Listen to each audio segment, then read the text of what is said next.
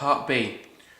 B and C are ionic compounds of two different group 1 elements. The molar masses of B and C are both approximately 140 grams per mole. A student dissolves B and C in water in separate test tubes and analyses the solutions. The observations are shown below. Use this information and the observations to identify the formulae of B and C. Explain your reasoning. So you've got to be careful on these questions. There's lots of information in that question before you even get to the table. Okay, so let's start off with the first line. B and C are ionic. So you're looking at metal and non-metal ions present. Group 1. They're ionic compounds of different group 1 elements. Okay, so you can discount when you're trying to figure out your formulae anything else other than group 1. Now, there were many of you when you did this question, you missed out that, well, you hadn't spotted that, and therefore it led you down the wrong direction. Okay, we've got approximately the same molar masses. The student dissolves B and C in water in separate test tubes and analyses the solutions. The observations are shown below. So this is now testing out your knowledge of your qualitative tests. Can you remember what ions produce what observations with what certain tests? So the addition of an acid, nitric acid, I'm testing for the presence of a carbonate ion. Now if a carbonate is present, the solution will fizz. If it's not, it won't. Okay, so this tells me then the observation of chemical B, because it's bubbled, there must be a carbonate ion present in substance B, and there's not in substance C. So there's no carbonate here. Okay, followed by barium chloride. Now barium chloride is used to test for the presence of sulfate ions. So with no change here, there's no sulfate. Well, that's good, because if it bubbled and then it formed a white precipitate, I'd be concerned there's a mixture there. But I've now got a white precipitate with C, so I know that chemical C has got a sulfate ion present. Okay, so from here now, I know my negative ions. Okay, so using information, so molecule B. B has a carbonate ion.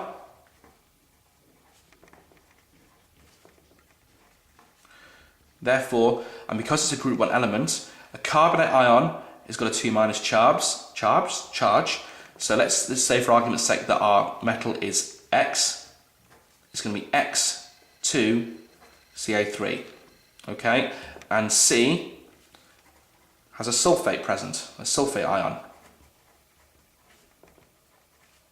Therefore, this is going to be, let's call this one Y.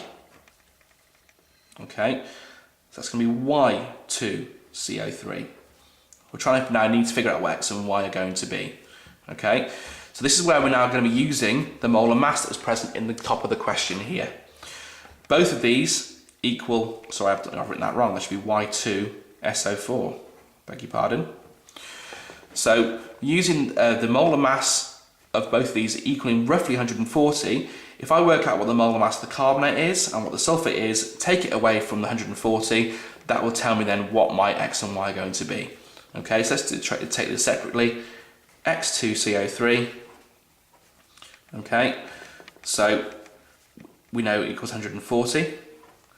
The CO3 portion of this, well, 3 lots of 16 is 48, plus 12 is 60.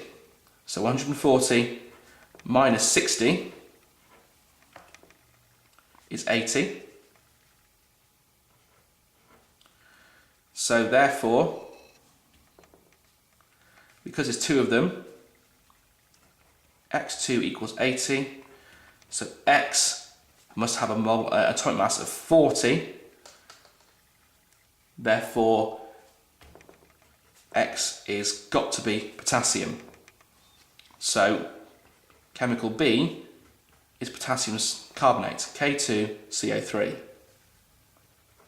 All right, so I've used the observations to tell me what my negative ion was, and I've used the other information there, the fact that it's a group 1 element and the molar mass being 140, to work out what the metal must be.